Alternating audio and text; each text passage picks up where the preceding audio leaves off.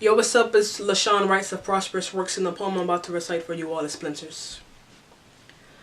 I've gripped my cross so hard that splinters are trading places with my fingerprints. And I don't know if you remember the last time you had a splinter, but there are too many lines on my fingertips for them to be tagging in other materials. Too much of my identity in these hands for them to decide to just make room for others, cause last time I checked, I am not Christ. Matter of fact, more days than not, I feel so far from his image, far from even his shadow, like I still let my emotions get the best of me, and every now and then that one sin pops up besetting me, and it's not the cross his to carry anyway. Did he not already die on it, and prove to all he was whom he said he was? The lamb slain for the sins that you and I would commit. So I really need someone to answer this. Why am I the one splintered fingers and skin repeatedly split? But then again, maybe there lies the problem. Maybe I'm too attached to this woman I am that I have become blinded to the fact that I am a journey away from whom God intends me to be.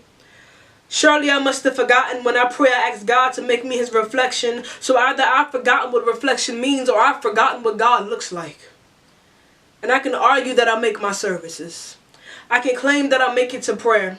But I must admit here lately I've accomplished kneeling but failed to pray. I've clapped my hands during the worship but didn't find myself before his face. Must have confused his presence with my emotions. Must have confused his goodness with him taking my cross. Must have forgotten what it was like to be Jesus. I wonder how heavy a cross that's intended to carry the sins of a world both past, present, and future is.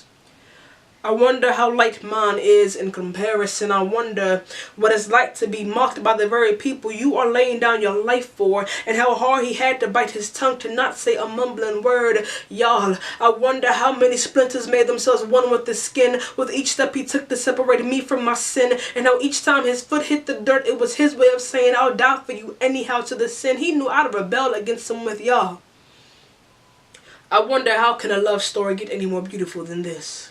Like only God can take death and make it gorgeous. Take a cliche like beauty is pain and make it true. I wonder how on earth he got those splinters in his already battered and bruised skin and had enough endurance enough to stop and remove them. I wonder how he never said anything like this would be more worth it if they loved me, or if they knew me, or if they actually realized I love them. I wonder how he kept from being angry rather than justifying his anger like we do. I wonder how God did not complain about a humanity he put on only because we humans couldn't handle ours. I'm starting to wonder if the thorns are a greater symbol of love than the petals are. And I guess my splinters aren't that big after all. And my fingertips have yet to identify me of who I truly am. Well, shall be. And I guess my grip ain't the problem, but my heart is. My cross ain't that heavy, but my convictions done got so light that they've been slowly floating away. My grip ain't really been on that cross, but on my feelings, and I felt them splinters more than I felt God's love for me. But now that this poem has been like spit and dirt to my eyes, I hope that next time you see me, I'm saying, I've gripped my cross so hard now that you can barely tell me from Jesus. And I don't know the last time you did a self-examination, but it's a beautiful thing to not see my flesh but see him. And I know that every test, trial, and splinter was just preparation for the season. And though the Patriots went to Disney, when I win the last game, in the sky is where I'll meet him. Yo, what's up? It's La'ShounWrites of Prosperous Works. I hope you enjoy the splinters, but real quick before you go, I just want you to know that as we put on Christ, as we walk to look more and more like him, one of the things we're going to have to put on is suffering.